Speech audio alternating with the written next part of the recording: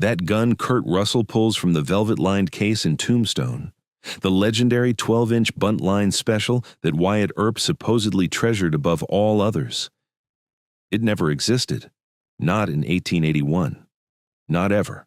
A biographer made it up 2 years after Earp died, and somehow, that fabrication became more famous than the actual firearms Wyatt carried into the most legendary gunfight in American history. But here's the thing. The real guns, the ones he actually used to survive the OK Corral, to hunt down his brother's killers during the Vendetta ride, to work as a lawman across the frontier, their stories are way more fascinating than Hollywood's fiction.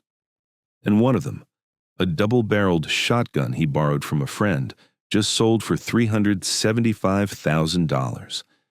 I'm talking about 15 actual, documented firearms that we can connect to Wyatt Earp.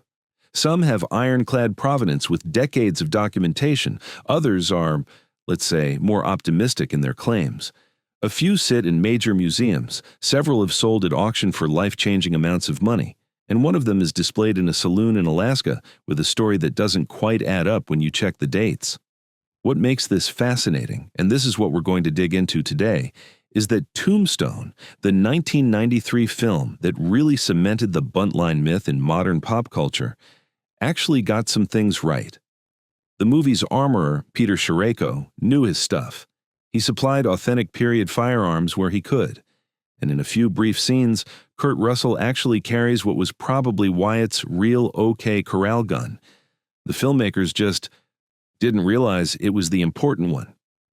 So we're going to walk through all 15 firearms, the verified, the probable, and the questionable. We'll talk about what Tombstone showed versus what really happened. And by the end, you're going to know something that stumps even serious Western historians. What Wyatt Earp actually carried, why Hollywood got it so wrong, and how a completely fictional gun became more famous than the real weapons that made him a legend. Let's start with the biggest lie of all. The story goes like this. In 1876, dime novelist Ned Buntline commissioned 5 special Colt revolvers with 12-inch barrels and presented them to 5 lawmen in Dodge City. Wyatt got one and treasured it forever. It's a perfect story, except every single part of it is made up. Colt's factory records show no order from Ned Buntline or his real name, E.Z.C. Judson. The first 12-inch Colt barrel wasn't shipped until 1892, 6 years after Buntline died.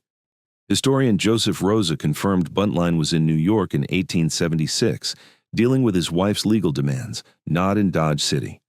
He only traveled west of the Mississippi once, in 1869. And here's the kicker. Buntline wrote exactly 4 Western stories in his entire career. All 4 were about Buffalo Bill Cody. He never wrote a single word about Wyatt Earp. So where did this whole story come from? Stuart Lake's 1931 biography, Wyatt Earp Frontier Marshal, published 2 years after Wyatt died. The book was a massive commercial success, hailed as authentic Western history. And right there, Lake introduced the Buntline Special. Later, Lake admitted he invented material. He told historian Burton Rasco that Wyatt was inarticulate and, at best, monosyllabic, so he felt journalistically justified in inventing the Earp manuscript. The term Buntline Special appears in no document before 1931. None. If Wyatt carried this distinctive gun throughout his career, wouldn't someone have mentioned it? One photograph, one contemporary description? Danny Michael, curator at the Cody Firearms Museum, summed it up. This was made up to add color to the story. But the myth exploded. In 1955, ABC's The Life and Legend of Wyatt Earp ran for 229 episodes. Hugh O'Brien carried a Buntline Special throughout, and kids demanded toy versions for Christmas. The demand was so intense that in 1957, Colt started manufacturing an official Buntline Special model. A gun company created a historical weapon to satisfy demand for something that never existed. They made them until 1992. When Kurt Russell straps on that Buntline in Tombstone, he's carrying a prop version of a gun that Colt only started making Because a TV show made kids want a gun that a biographer invented for a book about a man who never owned one. Layers of fiction all the way down. Now, let's talk about what Wyatt Earp actually pulled from his coat pocket on October 26, 1881, when he walked into that vacant lot near the OK Corral. The evidence points to a Smith Wesson Model 3 American, possibly a new model number 3, in .44 caliber with an 8-inch barrel. This was reportedly given to Wyatt by John P. Clum, the mayor of Tombstone. Multiple firearms historians who've spent careers researching this, Dean K. Borman, Joseph G. Rosa, point to the S&W Model 3 as Wyatt's preferred sidearm. Virgil Earp favored the Smith & Wesson too, and Wells Fargo issued them because of the top-break design. Unlike a Colt where you manually ejected each spent cartridge, the Smith & Wesson broke open and an automatic extractor kicked out all the shells at once. Faster reload possibly saved your life. The strongest evidence comes from Wyatt's Spicer hearing testimony. He stated, "I took my pistol, which I had in my hand, under my coat, and put it in my overcoat pocket." Try imagining a 12-inch buntline in a coat pocket, impossible without it sticking out. But an 8-inch Smith & Wesson. Perfect fit. This tells us Lawman didn't wear quick-draw holsters like in movies. Virgil stuck his gun in his waistband. Wyatt used a canvas-lined coat pocket. Only Doc likely wore a holster. As historian Mark Lee Gardner noted, both Tombstone movies got this wrong with everyone wearing holsters. Here's the irony. Tombstone shows a Smith & Wesson No. 3 in some scenes, an authentic antique from armorer Peter Shirako's collection. Kurt Russell carries it during horseback scenes with Josephine. But it's a minor prop while the fictional Buntline gets the dramatic reveal from the velvet case. The movie accidentally included the real gun while making the myth the star. After the OK Corral, after his brother Morgan was murdered in a revenge killing, Wyatt Earp assembled a posse and went hunting. This became known as the Vendetta Ride, and it's during this period that we find the most authenticated Wyatt Earp firearm in existence. The Stevens 10-gauge double-barrel shotgun. This is the crown jewel. Serial number 927, manufactured by J. Stevens & Company in 1878 with a distinctive 3-trigger design. This shotgun belonged to Fred Dodge, a Wells Fargo undercover agent. Wyatt borrowed it for the Vendetta Ride.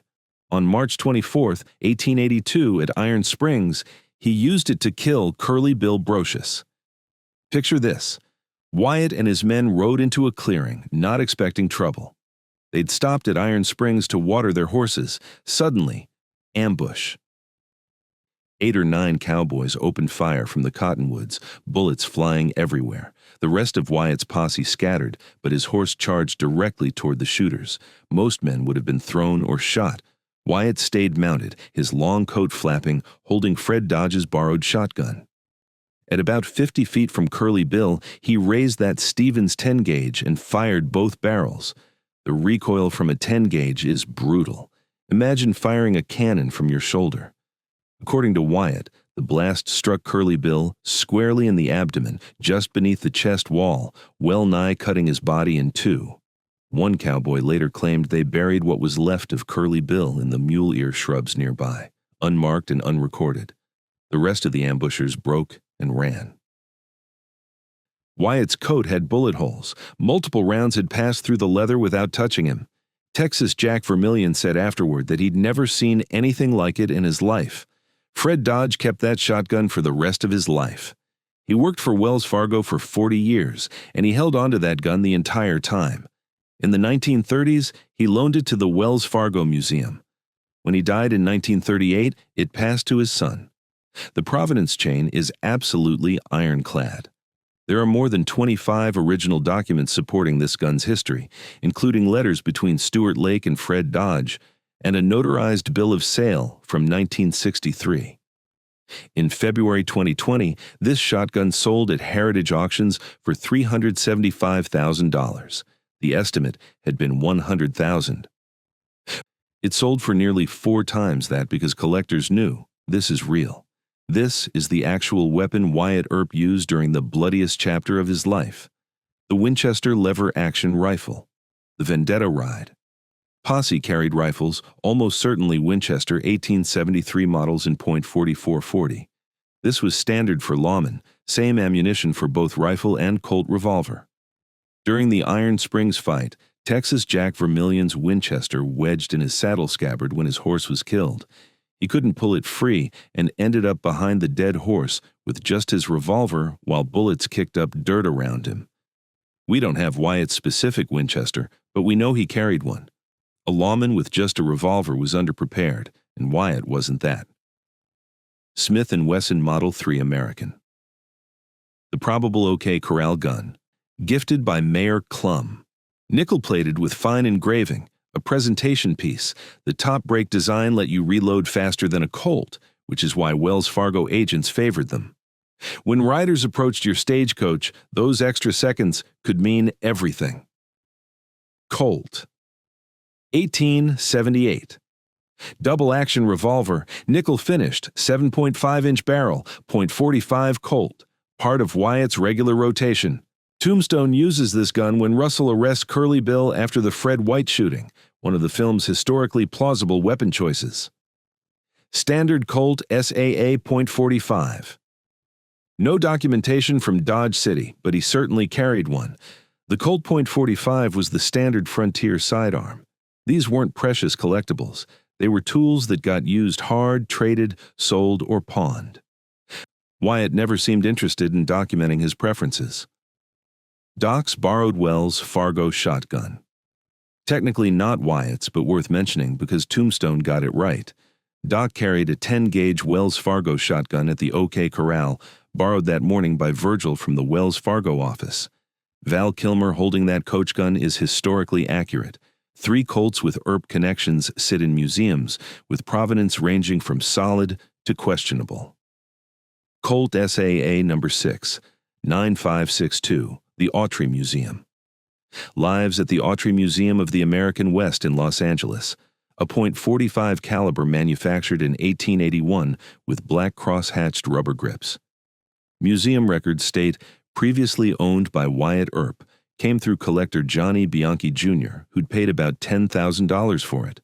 Decent provenance, not bulletproof.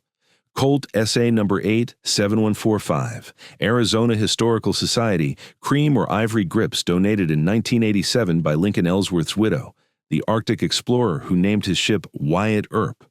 Josephine gave this to Ellsworth in 1936, claiming Wyatt got it from Wells Fargo detective Jim Hume.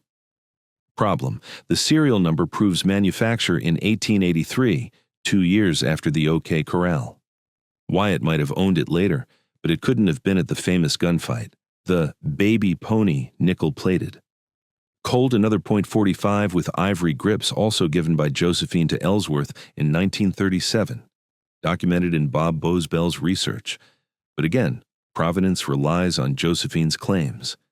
As we'll see, that's a problem. Several Earp firearms have sold at auction, and the prices reveal how badly collectors want a piece of the legend. Mitchell Provenance Colt, $195,200 sold, October 2025. Provenance traces to James Jimmy Mitchell, Wyatt's close friend present when he died in 1929. Documentation includes Colt factory archive letter, notarized letters between Mitchell and Earp families, Mitchell's own writings. Relatively solid. Mitchell had no reason to lie, and the paper trail supports it. Boyer Estate Colt, $225,000. Sold April 2014 from Glenn Boyer's estate.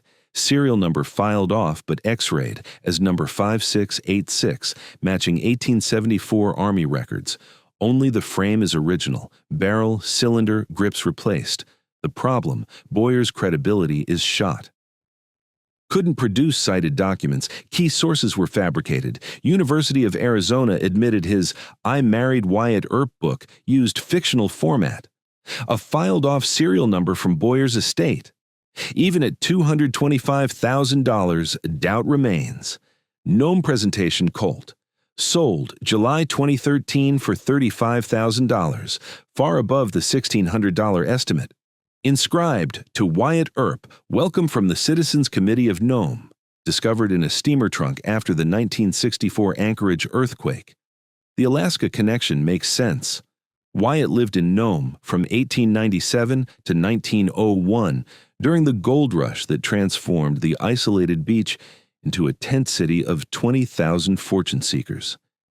He and Josephine ran the Dexter Saloon, one of the fanciest establishments in town, with a mahogany bar shipped from San Francisco. Contemporary accounts say he made $80,000, serious money that he later invested in California oil and real estate.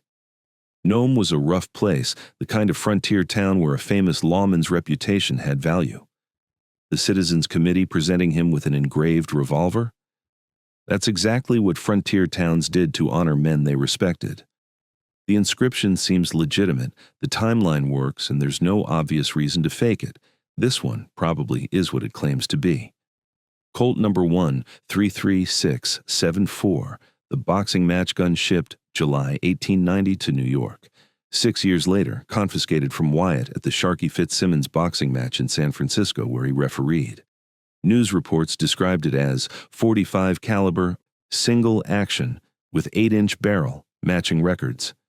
The fight became a scandal. Wyatt called a controversial foul, but we know for certain authorities took this gun that night. Not every gun with an Earp connection holds up under scrutiny. The Red Dog Saloon, Smith Wesson. The Red Dog Saloon in Juneau displays a Smith & Wesson revolver with the trigger guard removed. According to the saloon, U.S. Marshals confiscated it when Wyatt changed steamships in Juneau on June 27, 1900.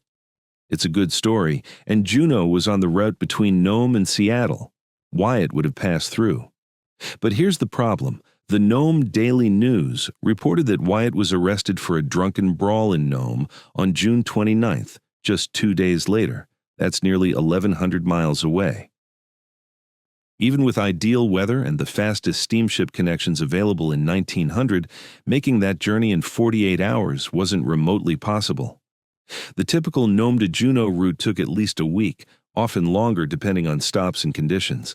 So either the newspaper got the dates wrong, or the Juneau incident happened a different year, or the Red Dog Saloon's Providence story is creative marketing aimed at tourists looking for frontier history. Given that bars in Alaska display all kinds of authentic memorabilia, my money's on creative marketing. Smith & Wesson, .38 military and police model, 1905. This revolver was shipped through Wolf & Clark Co. in Fort Worth, Texas, and Rock Island Auction Company described it as family documented as belonging to legendary Western lawman Wyatt Earp. The key word there is family documented. That means the authentication comes from family stories passed down, not from contemporary documentation. It might be legitimate. Wyatt did live until 1929, so a 1905-era Smith & Wesson is plausible for his later years. But without harder evidence, it stays in the possible but unproven category. So we've got 15 guns with varying degrees of authenticity. But none of that matters as much as the Buntline Special to most people's image of Wyatt Earp. Part of it is Hollywood. When Peter Sherayko armed Tombstone, he knew the Buntline was fake.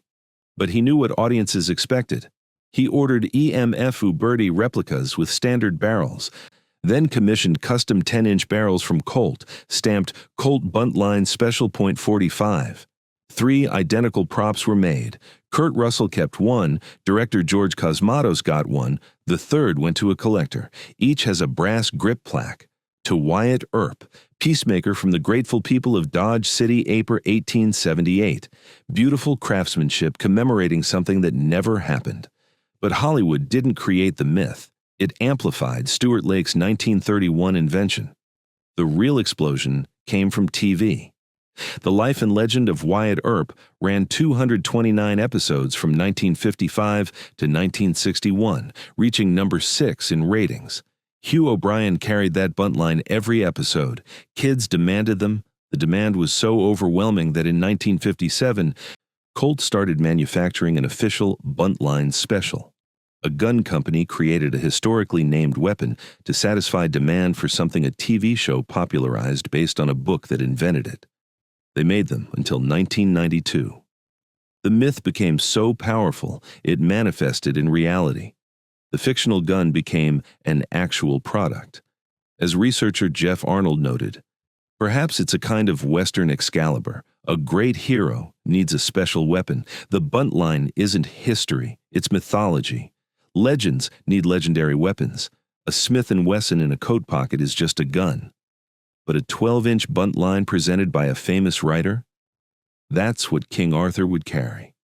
Here's the irony in all of this. Wyatt Earp himself apparently didn't care much about what gun he carried, as long as it worked. Various sources attribute this philosophy to him.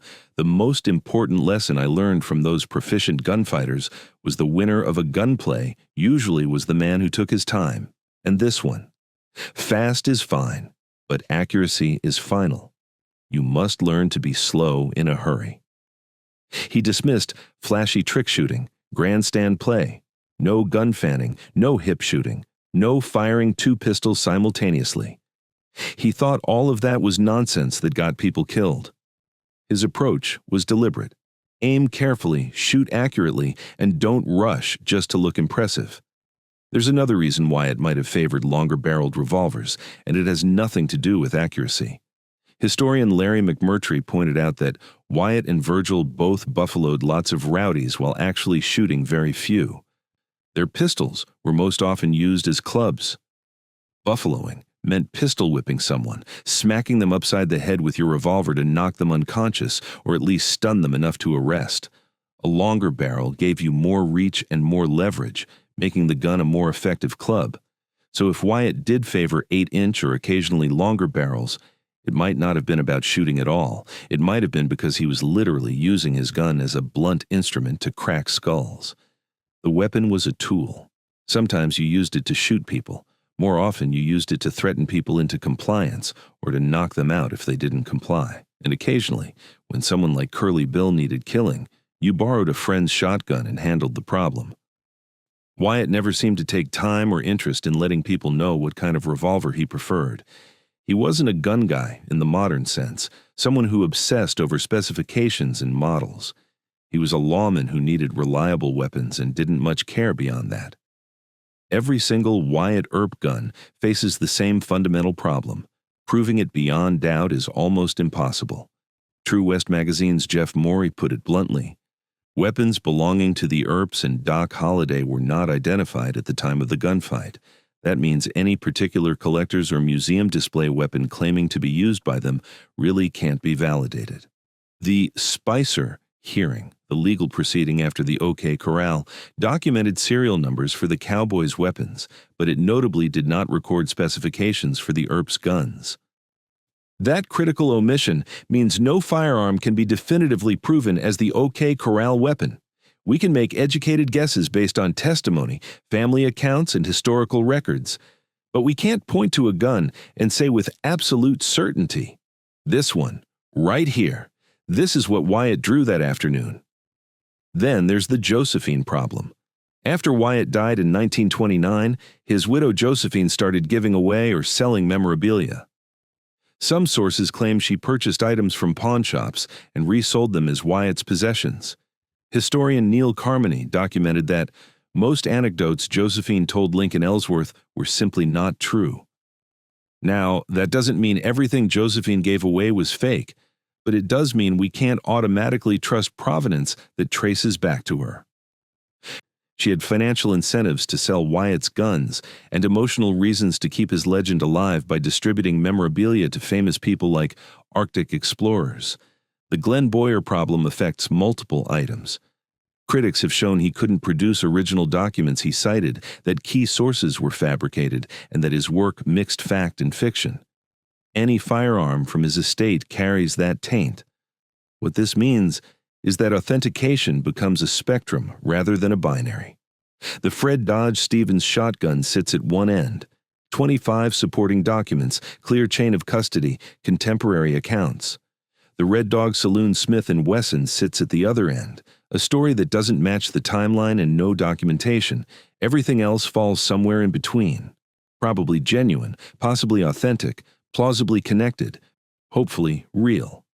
For all the grief we're giving the 1993 film for perpetuating the Buntline myth, it's worth acknowledging what Peter Sherayko got right. He used actual period firearms wherever possible. When Kurt Russell rides with Josephine Marcus, he's carrying an authentic Smith & Wesson New Model No. 3 from Scireco's personal collection, a gun that matches historical accounts of what Wyatt actually preferred. The film just didn't make it the centerpiece. Doc Holliday's Wells Fargo shotgun? Accurate. That's what Doc carried. The Stevens 10-gauge double barrel with the 3 triggers that gets used in the Frank Stillwell scene in the Iron Springs confrontation? That matches historical accounts of the Vendetta ride weapons. Most of the supporting characters carry period-appropriate firearms. Scireco's philosophy was straightforward. If it was possible for me to supply him with the original type of firearm that the actual character had, then that's what we used. The problem wasn't ignorance. The problem was that the Buntline Special is so embedded in the Wyatt Earp legend that leaving it out would have felt like a betrayal to audiences.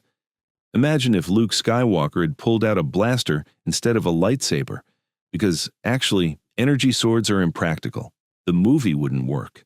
Tombstone is mythology, not documentary. It's telling the story that audiences want to hear, not the story that actually happened. And honestly, that's okay. It's a movie. The issue is that movies shape historical understanding, especially for events where most people's entire knowledge comes from films. So generations of Western fans now believe the Buntline Special was real, the same way they believe Wild Bill Hickok was a hero instead of a volatile killer, or that Western gunfights happened at high noon on empty streets instead of in crowded saloons at night.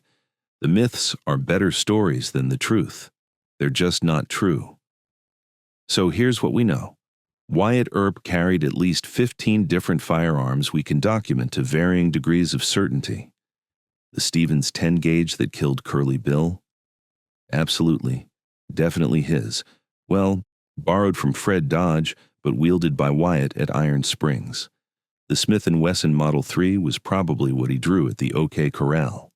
Several Colts have reasonable provenance suggesting he owned them. A few others range from questionable to wishful thinking. And the Buntline Special? The gun in almost every movie, TV show, and book about Wyatt Earp? Pure fiction from start to finish. A biographer's invention in 1931, amplified by television in the 1950s, manufactured by Colt in 1957 to satisfy demand for something that never existed, and immortalized by Hollywood in 1993. Here's what fascinates me. The real guns tell better stories than the myth. That borrowed Stevens shotgun, used in the bloodiest moment of the Vendetta ride, carefully preserved for 40 years, eventually selling for $375,000. That's more compelling than famous writer gave famous lawman a fancy gun. The fact that Wyatt carried his revolver in a coat pocket instead of a quick-draw holster, that he used his guns as clubs as often as he fired them, that he apparently didn't care what model he owned as long as it worked when needed, this humanizes him in ways the Buntline never could. The legendary weapon makes him a character in a story. The real weapons make him a person who survived real gunfights. But I understand why the myth won.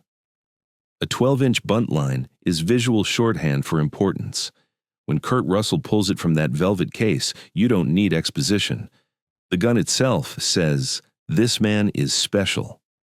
The Smith & Wesson in his coat pocket says he's practical, prepared, doesn't care about flash, which is probably closer to the truth, but it doesn't make for as dramatic a reveal. It doesn't sell toys. It doesn't create a mythos that survives for 90 years after the man's death. As Tombstone historian Ben Trawick observed, there are more lies told about Tombstone and guys like Doc Holliday, Curly Bill, Johnny Ringo, and Wyatt Earp than any other section of the country. The Buntline Special is just the most successful lie. So successful that a gun manufacturer created the historical weapon to satisfy demand for something that was never real. So successful that generations of Western fans can describe it in detail without ever having seen an authentic one, because there's no such thing as an authentic one. And somewhere, Stuart Lake is probably smiling. His made-up gun is more famous than most real ones will ever be. That's not history. But it might be the most American story of all, a complete fabrication becoming so deeply embedded in our collective memory that it's now more real than reality.